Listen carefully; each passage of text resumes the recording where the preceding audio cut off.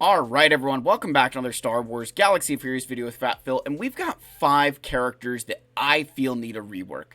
There's some that you're going to sit there and be like, wow Phil, I completely agree, and there's others where you guys are going to be kind of surprised by, but I'm looking through this and kind of thinking about a couple of things that, as I look at the game and I think about characters that are impactful or characters that aren't, there's some that just feel like we're a few cents short of a dollar.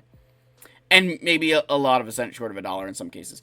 But that by adding just some, maybe they needed a new character or just some tweaks to their kit in order to really make them shine, in order to get more use out of our roster. And the reason why I think videos like this make a lot of sense right now is because Capital Games has done a great job of releasing some newer characters, some lifter units to kind of utilize more of your account than you had before. One of a great example is this Battle for Naboo team, where Queen Amidala, yes, she gets 2 new characters, but then there's this open slots at the end of her team. Even go into thinking about the Galactic Republic with Keller and Beck, where he's giving kind of a home for those Qui-Gon Jinn characters outside of GAC, so you can at least use them in Territory Wars. Another really good one that I've, kind of looked at and said, yeah, this was really solid, is even someone like Bo-Katan Mandalore and Maul. The synergy they did with Imperial Super Commando and Gar Saxon to sort of create the dark side Mandos and the light side Mandos. That was a really good change. So these are just some reworks that I would love to see happen in order to have the same effect that these things did. So let's give a quick shout out to the channel members, as always, for their continued support. If you're ever interested, link below, along with a link to our Discord server. Go check that out. Thank you guys again for keeping the faith, for believing in me. It means the world to have your support, and I just, I really appreciate everything that you guys, do. So thank you again. Let's get in here. Let's talk about some reworks for some characters.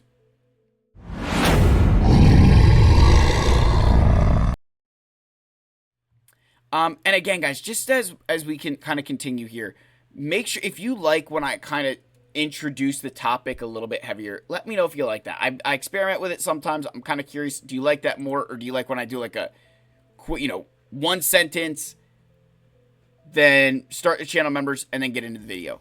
You let me know what you think. All right. First character here is Director Krennic. And seriously, like, WTF, man.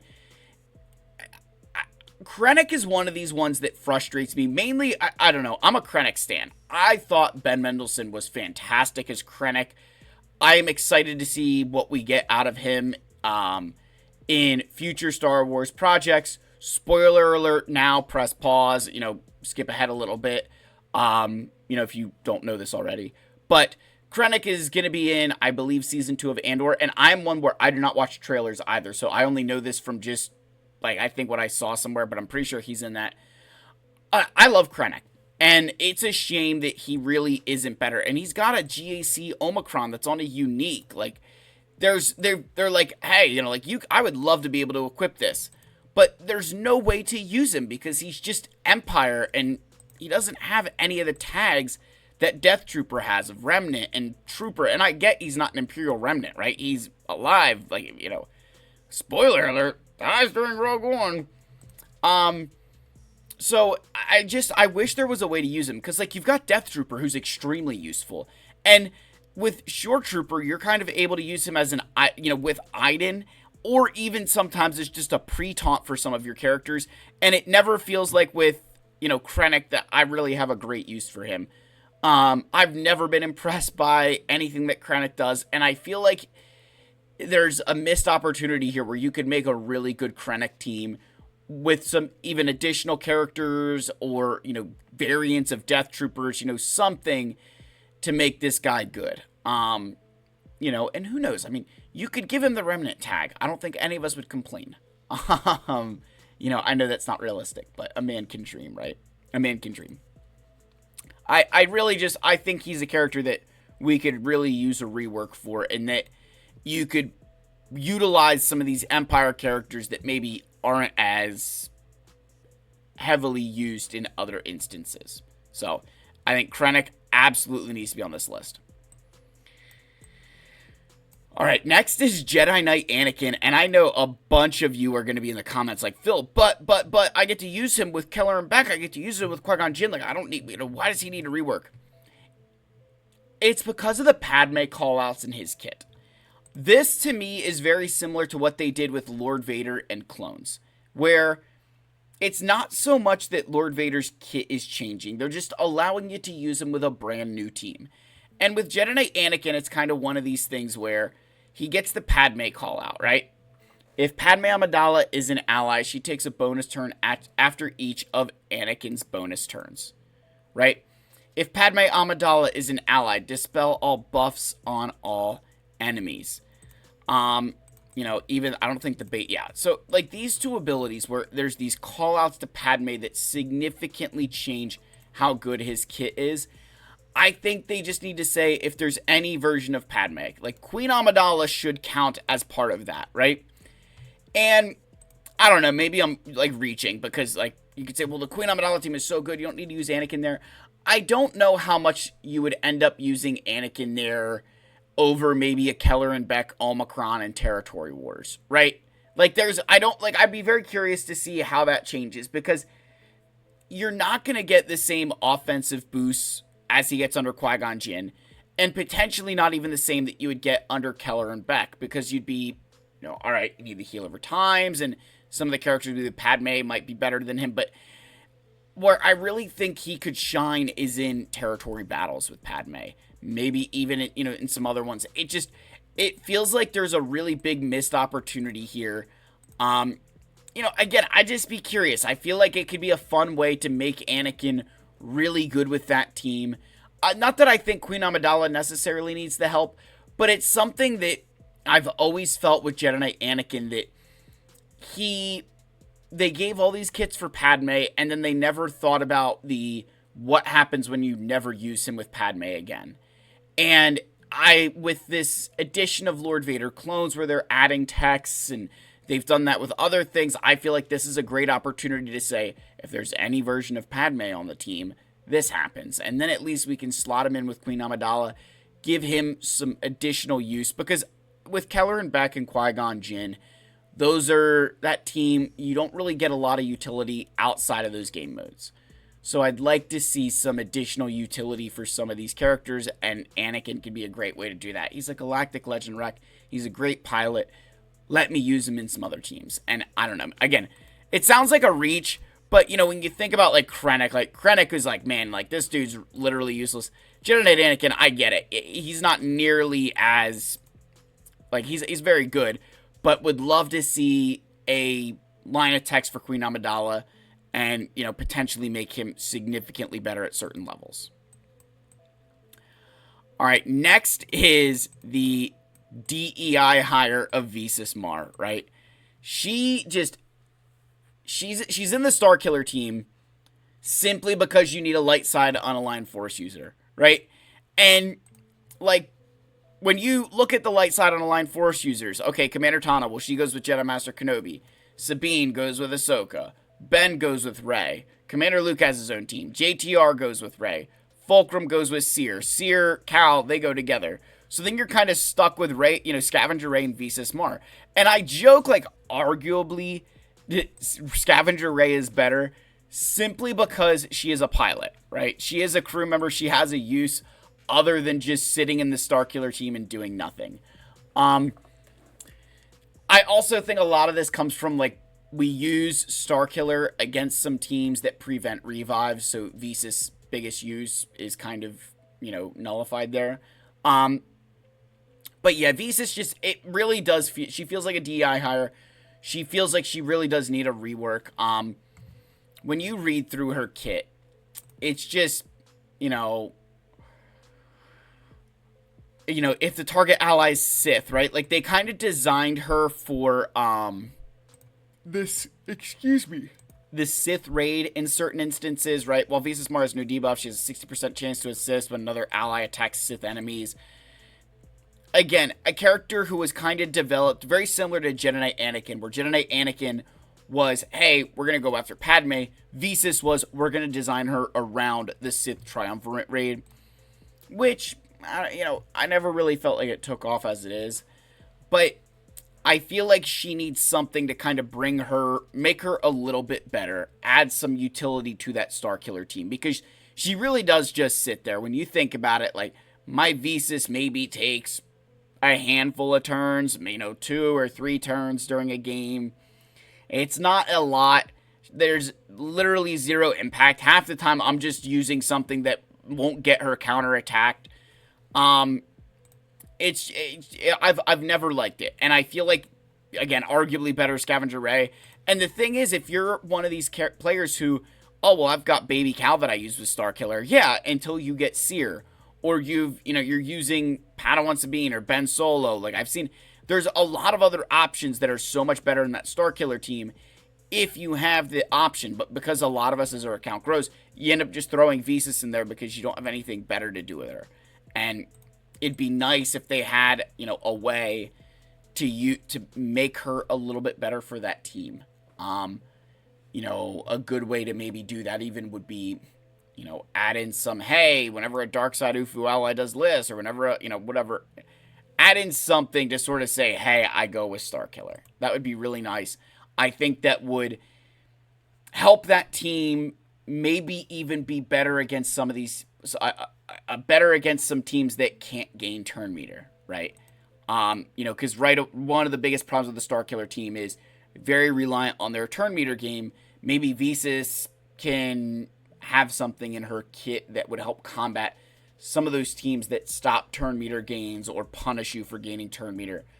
That could be cool, right? Again, I feel like we need something. She feels like a DEI hire. Like, you're checking a box. Hey, I need a light side Ufu. She works. Next are the original prepared crew. And it's like, prepared for what? Like, especially Kira, Young Han, and Young Lando.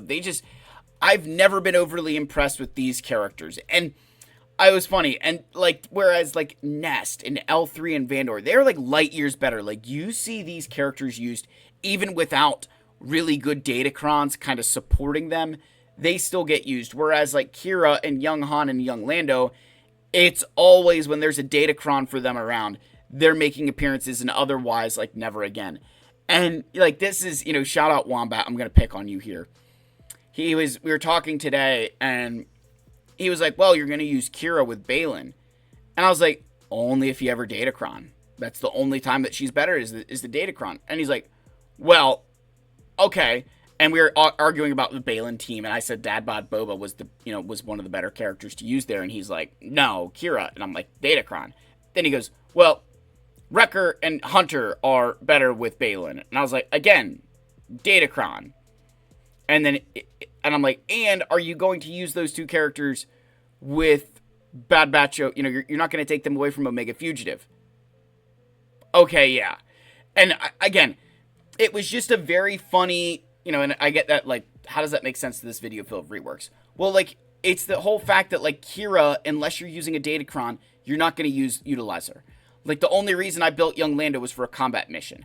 And with Young Han and Kira, it'll be the same thing. I'll be building them for these random light side or random, territory battle, get 3 missions. But I don't feel that this is a team that really is good enough. Maybe add in Rio or Val and Tobias Beckett. There's some characters from the Solo movie that I feel like they should add in. And by the way, I have to say, Solo's underrated. I feel like Solo gets some... I don't actually think it's a bad movie. I think you just have to check your expectations at the door. But I felt it was very good. I actually would say that it has some of the better acting. Particularly, I gotta give it my shout out here. I always say this every time I talk about it.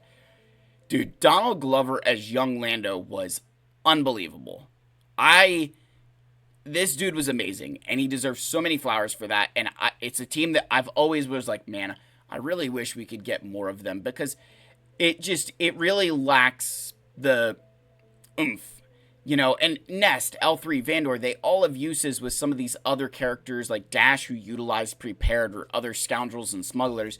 And these 3 just kind of sit here like, unless we've got an amazing datacron that helps us, we ain't going anywhere. So adding in some units to make these guys usable would be really nice. Again, give players a reason to build Kira and Young Han before their guild is like, hey, just build them for the Get 3 mission.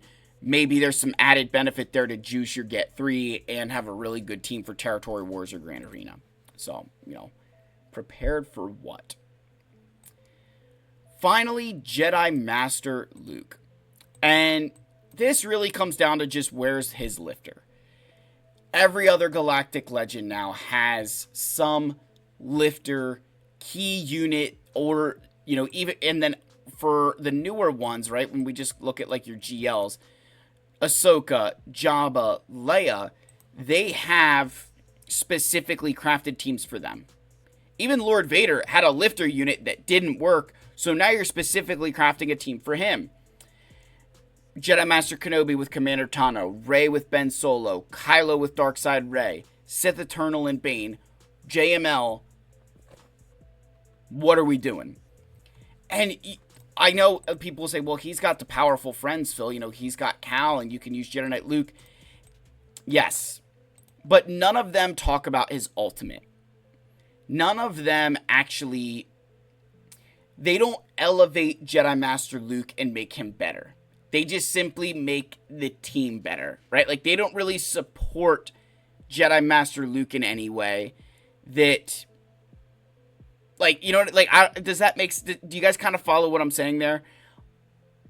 These other Galactic Legend teams have, like Coors Light Leia. You can't assist while you have that Fearless or whatever that, those thermal detonator, I forget what that's called, the her Baloff or whatever. Go to like Drogon and R2-D2 and the synergy that they've built with Leia. Go to, the Spectre team with, the call outs to, hey, if this happens and this happens. With Jedi Master Luke, he doesn't really have that with these guys. They work because they're Jedi and they're the most powerful Jedi. But it's not like, when, JML, every time Jedi Knight Luke stuns somebody, if he doesn't stun, Jedi Master, for every stun that is resisted or doesn't land, Jedi Master Luke gains ultimate charge or something. Like, there's nothing that really helps him about these guys other than them just being good on their own. And it always, to me, has felt like this is a character where they, especially recently, it's felt like he's really fallen down the list. I mean, this guy was, at some point in time, I would have argued the bridge between, like, Jedi, like, I would argue going back to, like, before, Ahsoka even. You had, like, Jabba, Leia, Kenobi, and then I would have kind of had Jedi Master Luke here, and then Rey, Lord Vader, like, the JML, pre-Darkseid Rey, pre-Ezra Bridger, some other things. He kind of bridged that gap between those GLs of, like, he could still compete with Kenobi. He could beat your Lord Vaders. He could at times. Leia was kind of a bridge too far. At a Datacron, and he could. But it always felt like he was that bridge. That he was just extremely consistent, and it doesn't feel that way anymore. There's a lot of non-GL teams that beat this guy. Like, he's a complete defensive liability, and even on offense now, he just really is faltering. And I love JML. And I'm finding more and more where I'm like, man, I don't know how I'm going to be able to use this guy anymore. So I'd really love to see a rework for him or a lifter unit, or 5. I don't know. It'd be really cool to see that. And I think it would help cement another Galactic Legend team kind of where it belongs. So that's my list of rework characters. Let me know your thoughts down below. Like, subscribe, comment. I love you all. May the Force be with you. And I'll see you in the next one. Cheers, my friends.